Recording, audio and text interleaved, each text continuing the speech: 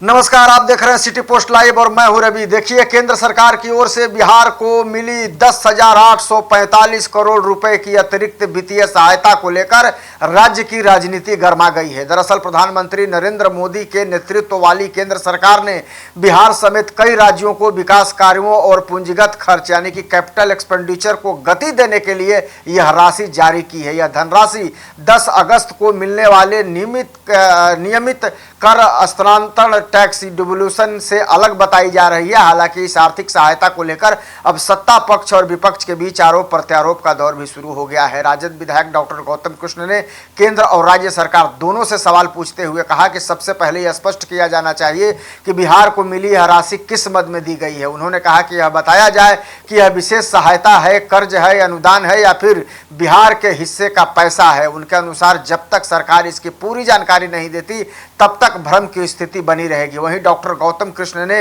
राज्य सरकार पर आर्थिक बदहाली का आरोप लगाते हुए कहा कि यदि सरकार खजाना भरा हुआ है तो वृद्धावस्था पेंशन जैसी योजनाएं में भुगतान में देरी क्यों हो रही है, सवाल पूछा है उन्होंने दावा किया कि राज्य में कई विकास योजनाएं रुकी हुई हैं और जो ठेकेदारों का भुगतान है वो नहीं हो रहा है। उनके मुताबिक कई परियोजनाओं का काम भी प्रभावित है और सरकार वित्तीय संकट से गुजर रही है। कांग्रेस नेता और पूर्व विधायक ऋषि मिश्रा ने भी इसी मुद्दे पर सरकार को घेरा है। उन्होंने भी कहा है कि राशि संभवतः जीएसटी संग्रह में बिहार के हिस्से के रूप में मिली है। उन्होंने सवाल उठाया है कि यदि राज्य की आर्थिक स्थिति मजबूत है तो फिर सरकार को लगातार कर्ज लेने की जरूरत क्यों पड़ रही है।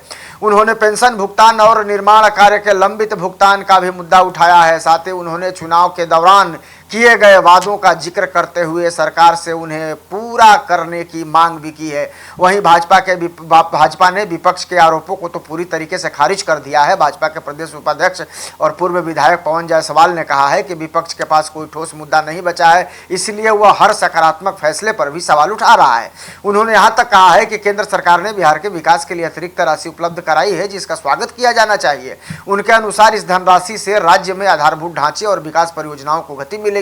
जदयू के मुख्य प्रवक्ता और विधान परिषद सदस्य नीरज कुमार ने भी विपक्ष के आरोपों का जवाब दिया है। उन्होंने कहा है कि देश की संघीय व्यवस्था के तहत केंद्र सरकार समय समय पर सभी राज्यों को उनके हिस्से की राशि और विशेष वित्तीय सहायता उपलब्ध कराती है।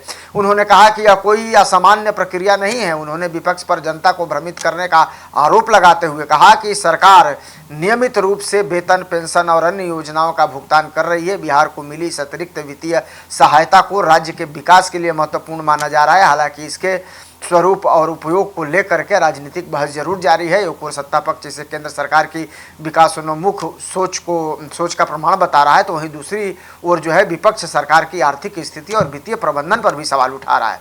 अब आने वाले दिनों में यह मुद्दा बिहार की राजनीति में और अधिक चर्चा का विषय बन सकता है। बहरहाल आप क्या सोचते हैं इस खबर को लेकर, कमेंट जरूर कीजिएगा और खबर को ज़्यादा से ज़्यादा शेयर और लाइक भी कर दीजिएगा। धन्यवाद।